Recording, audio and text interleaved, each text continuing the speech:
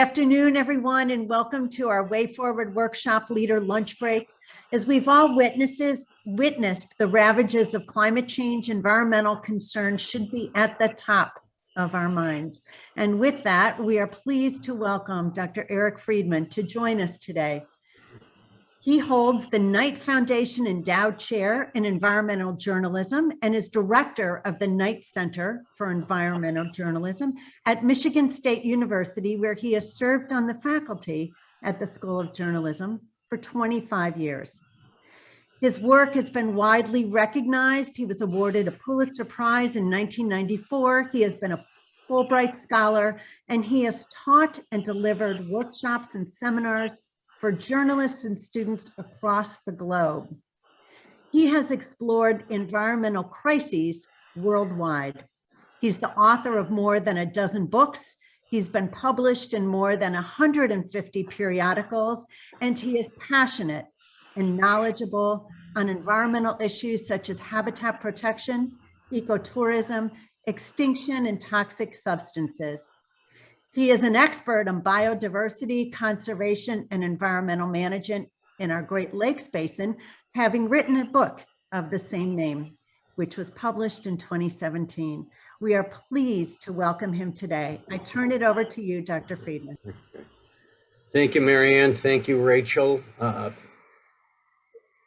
didn't know I had done all those things. So the question is for us is always from our deans and our department chairs is like, what are you doing for us now? What's the next thing?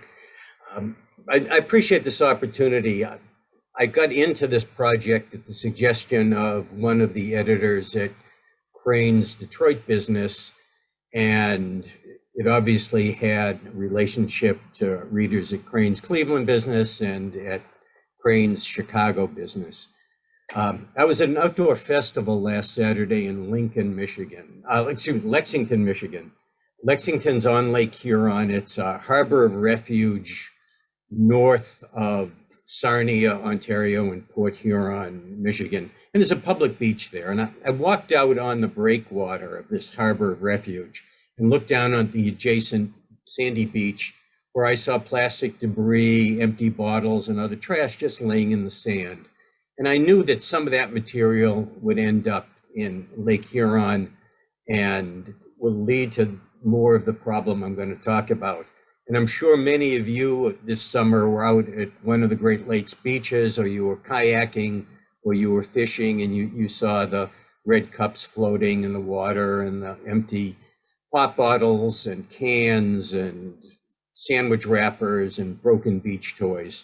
So this is our problem here, and I don't want to worry you, or at least not worry you too much, but these microplastics that come from the debris we see, they come from the fibers in our Polartec jackets when we're washing them in our washing machines.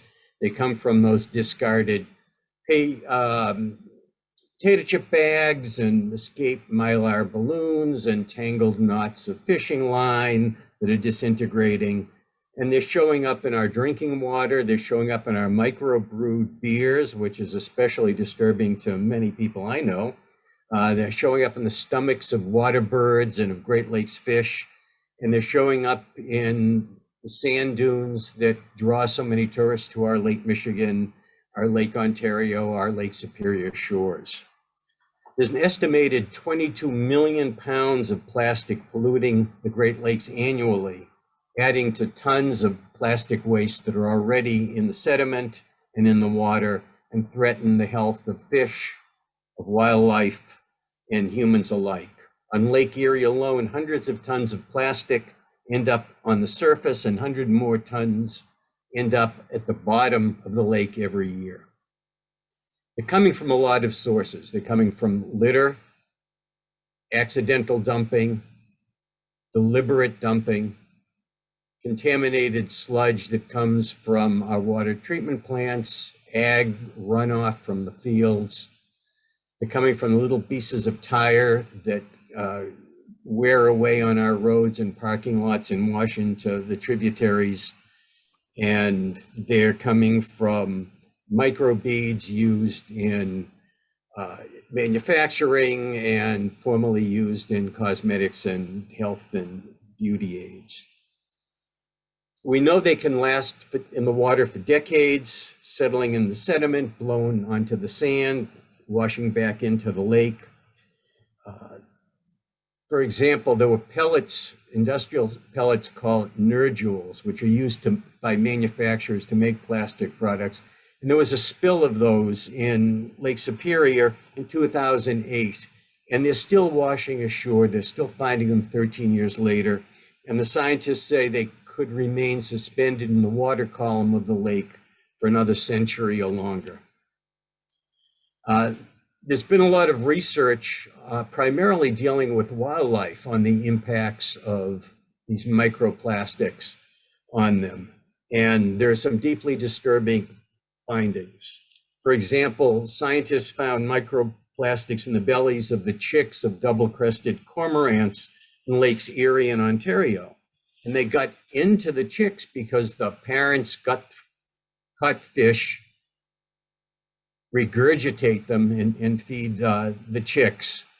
And there are concerns that this will affect the chicks' physiology, growth, development, and even their behavior. Meanwhile, the Great Lakes Indian Fish and Wildlife Commission, which is representing 11 federally recognized Anishinaabe tribes, has warned that microplastic pollution may lead to a decline in lake trout and other fish populations because young fish and species like Cisco mistake the plastic particles for food. So there are things we're learning about animals and fish and birds that are disturbing, but I'm even more disturbed by what we don't know about the long-term effects of these microplastics on the human body. There's been very little study on it. There's been just beginning research on it, and this knowledge gap becomes more difficult, I think, because of technology. We love plastic products. They make life easy. We like the improvements that are made. So I use the example of juice boxes, and packaging engineers have designed newer and newer combinations of plastics that are layered to extend the shelf life, preserve the nutrients, preserve the flavor, and prevent the product from spoiling. But they can't be recycled. And if you go to playgrounds, you go to picnic areas, you go to beaches, you see empty juice boxes that kids have thrown away. And some of those end up either directly in the lakes, or they're into the streams that feed the lakes, or they're into the drains that feed the streams that lead into the lakes. So technology has made a better product in one sense, but contributing at the same time to the plethora of microplastics filling our lakes. Researchers are looking at possible solutions. I'll give you 4 examples that all involve Lake Erie in recent studies. One of them looked at 66 Great Lakes beaches, including 10 in Lake Erie, for these pre-consumer pellets I mentioned called nerdules that are used in manufacturing, and they found them abundantly on virtually all of the beaches. Another study reported on how high levels of synthetic microfibers are ending up in the cladophora, the algae that are causing the major algal outbreaks on the Great Lakes, particularly Lake Erie. Another group of scientists looked at microplastics in the coastal dunes of Lakes Erie and Ontario, and they found that these particles move by the wind from the water and the surface are ending up as much as half a football field inland in the dunes. And fourth study looked at mercury that adheres to plastic debris in Lake Erie and San Francisco Bay, and they expressed concern that chemicals will flow from the mercury, the other chemicals will flow from the plastic pieces through the food chain and then return to the soil, the air, and the water. So let me talk for just a couple of minutes about possible approaches to the problem, then we'll open it to Q&A. I'll preface this section by saying that after decades as a journalist, I'm skeptical about expectations for any kind of rapid turnaround for several reasons. One of them is also scientific. As the Great Lakes waters warm, that may speed the disintegration of plastic and the distribution of the microparticles. But politics plays a big role in it. In the past, Congress has taken some action banning the use of the tiny fibers in the tiny pellets in health and beauty aids like shampoos and skin scrubs. So Congress acted on that and the Canadians followed. So Senator Dick Durbin has proposed a similar kind of ban on nodules, or at least having them regulated by the EPA. That's not going anywhere because of industry opposition. There's been legislation reintroduced that has never gone anywhere that would strengthen efforts to ban single-use plastics like bags and to encourage composting. And so I'm pessimistic about the political chances there. Local governments can act. For example, the city of St. Catharines, which is northwest of Niagara Falls on Lake Ontario, has banned all plastic water bottles in the vending machines in its buildings and is phasing out other plastic containers in its facilities. It bans plastic straws and plastic eating utensils at city-owned facilities, including the hockey arena. And it also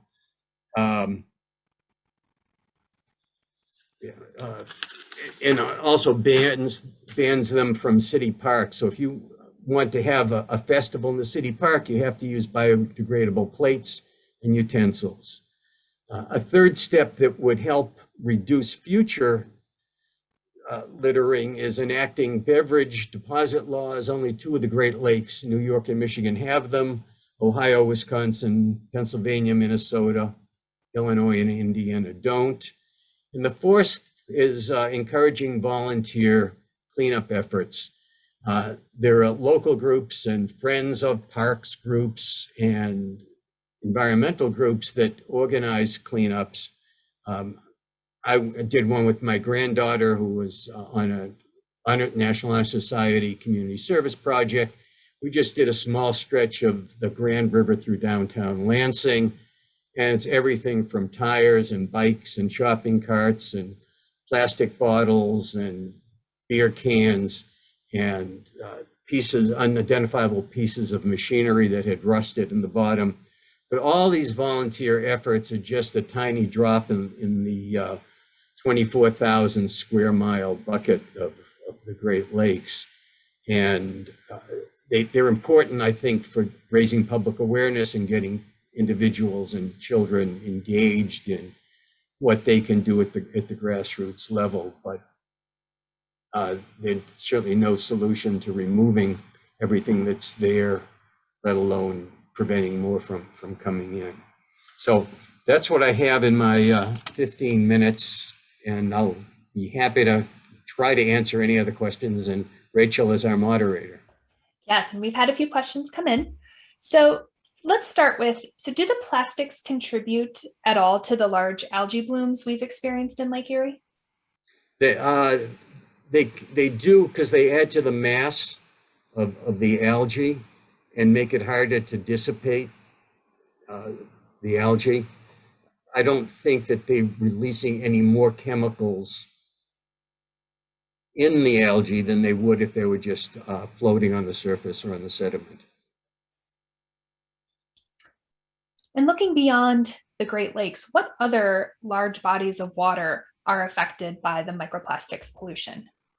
Well, I think we've all, or most of us at least, have seen pictures of these huge floating plastic islands in the Pacific and in the Caribbean, and efforts made using ships with booms to try and collect and gather that material and then haul it off somewhere.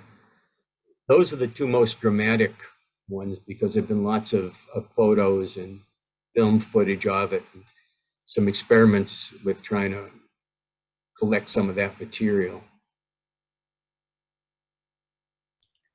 And as we think about our drinking water coming in from Lake Erie, do these microplastics infiltrate the drinking water, or are they filtered out during the filtration process?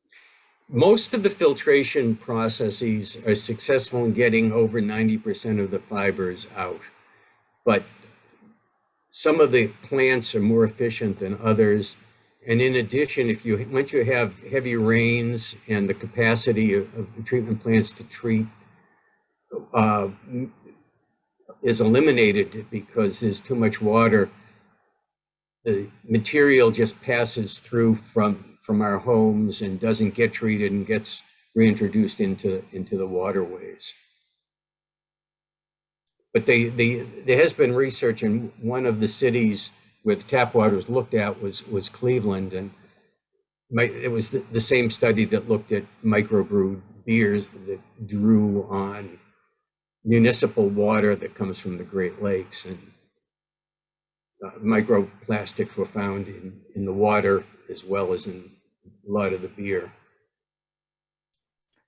And have there been studies looking at the biological impacts of ingestion by humans?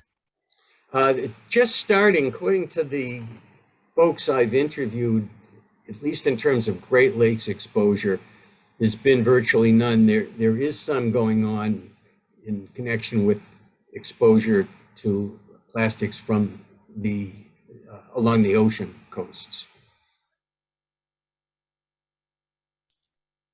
So, and how do filtration plants dispose of the plastics that they take out of the water? And often, how long does it take for plastics to ultimately decompose? First question, they take them to either holding tanks or holding pits and then landfill the debris, which is more than just the plastic fibers.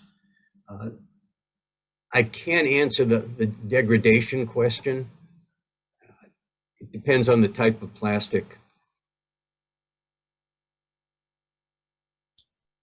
And as you look around at other continents, other countries, are there examples of successful efforts to control plastic pollution? And who is doing this really well, if anyone? Some of the European countries are much more effective at gathering and recycling plastic so it doesn't get into the waste stream.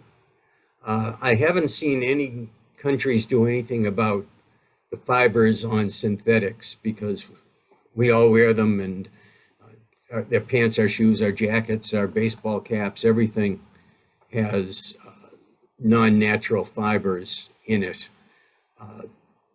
The other thing that, and it's interesting because it's the opposite of our situation, but in some of the really poor countries and poor parts, including parts of Brazil and the Philippines, there are people who live by the landfills, and they they gather everything and anything that might possibly be of value that they can sell, including plastic, and then they sell it to local recyclers, and it eventually gets used in manufacturing. So it's a really low-tech way of reducing what's out there, but at a terrible human cost.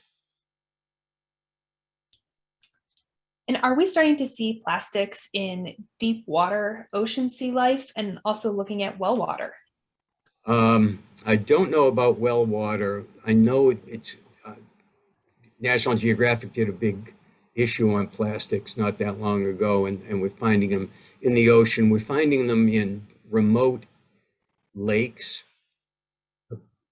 northern parts of Canada, for example, or Scandinavia, where the wind is blowing them long distances from where people live. And then, of course, that if a bird ingests it and the bird dies and the bird's body ends up in the lake, the fibers will end up not dissolving, and they'll settle in the sediment or float in the water.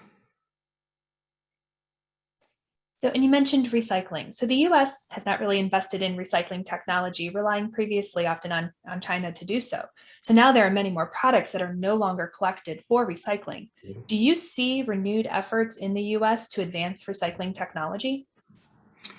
Yeah, I did another package of stories on recycling for cranes a few months earlier, and there are a lot of companies that view this as a growth area. When China stopped taking almost all recyclable material from the US for its own reasons and its own rationale, that meant a lot of stuff was going to get landfilled unless new ways to process the material could develop. But I think what we need are incentives, and there are financial incentives to industry, as well as incentives to retailers who have to collect the bottles and cans, incentives to consumers, because it's easier to throw something in the trash than it is to recycle it. And if you don't have curbside recycling at home, then you have to drive it somewhere, and it's a lot easier just to dump it in the trash. So as we look for alternatives to the clothing and whatnot that have the plastic and the non-natural fibers, are clothes like that labeled as such? Is it only 100% wool and cotton clothing that are safe from plastic fibers? Oh, hemp clothing also, any natural fiber. I don't know how all of you are when you go shopping, but I usually don't look at the label. The label will tell me what it's made of, but I usually don't look at that other than to see what size it is. And so I'm probably not as alert as a consumer could be or should be. And the other hand, for a lot of people, is a price differential between something that's naturally all cotton and something that's made from synthetics that are less expensive. Not that cotton doesn't have an environmental price. It uses a huge amount of water and large amounts of fertilizer. Are there other microscopic pollutants that we should be concerned about as much as plastics? Mercury is a good one, and we seeing that much less so, but still some comes from emissions from power plants, but some of it's released naturally and gets into the water because it's in the sediments naturally. Some of it is dumping. We used to have mercury thermometers when I was growing up, and those could get thrown away, and mercury finds its way into the groundwater and then on to rivers and ponds and lakes. So mercury is a big one. Plus the forest fires, the smoke that's coming, some of that's contaminated with mercury and other kinds of chemicals. But we have chemicals all around us to worry about. We have PFAS in firefighting foam, and we have lead in our drinking water. Not to be overly pessimistic, but there's a whole lot to do, and things like climate change and habitat destruction make it more urgent that we do things and more difficult at the same time to do them. So how are communities working together to help solve this issue, and how can the Great Lakes region work better together to address the issue? Okay. So community level, it's usually grassroots groups. The Friends of Ludington State Park was one example we used in the story. And they do public education and they do park and beach cleanup.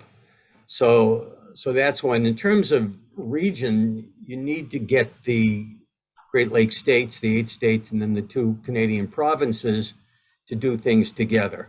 I mentioned St. Catharines, Ontario, which has the plastic ban. The mayor of that group is the head of an organization of more than 100 Great Lakes mayors on both sides of the border. And they collectively lobby their state and provincial governments and the national governments on things like plastic standards. And it was the mayor's group that pushed the Canadian government to ban those microbeads, for example, from the home beauty products. So it's that kind of collective lobbying, whether it's by local officials or by citizens groups. And local officials have to face off against their legislatures, which are increasingly limiting what local governments can do. As an example, here in Michigan, the city of Ann Arbor wanted to ban single-use plastic clamshell containers and bags, and the legislature passed a ban the ban law, which prohibits local governments from doing exactly what the people in Ann Arbor wanted to do. And it's not limited to environmental issues that we see the same kind of taking away of local authority from the school boards as to what's in the curriculum and when the school holidays are. We see it taking away discretion from local officials to set their own minimum wage or fair wage ordinances. And in the case of environment, the long-term impacts, the longer you wait to ban something or regulate something or clean something up, the more difficult and expensive it is to eventually do it, or too late in some cases. Do you sense a greater awareness of plastic pollution than several years ago? And what can we do to help others become more knowledgeable in this space?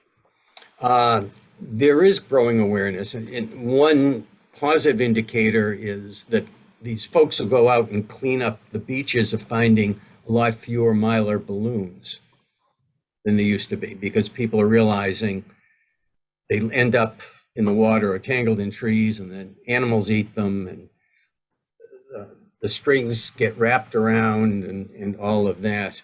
I think much of what we can do is to encourage our kids and our grandkids to, first of all, be aware. And second of all, if we do something, like we do a cleanup, or have a good friend who, whenever he's out biking, he just picks up trash, and get our kids involved in doing that, because if you're aware of how much work it is to clean it up, you're less likely to be the litterer the next time around. We have time for one more question, and want to end looking forward. As you look at the Great Lakes region, what's a bright spot? And what can we look forward to, and where can we have hope as we look to address this issue? I'm optimistic about chances for increased wind energy, including offshore wind farms, as a way to reduce the need for fossil fuel in our electric system.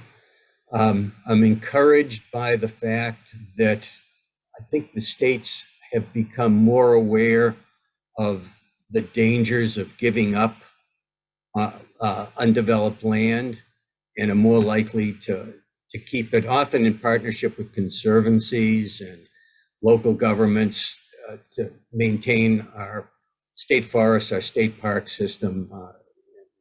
The attraction these places have had during the pandemic to visitors has been huge, which raises public awareness of our outdoor natural resources.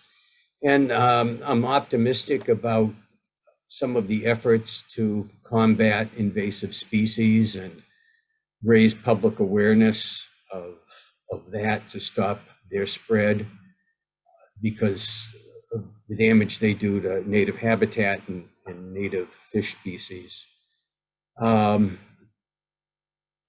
I think those are positive signs. And maybe the last one I'd mention is increased regulations and enforcement of water quality rules, and the Flint crisis in particular has raised that kind of awareness.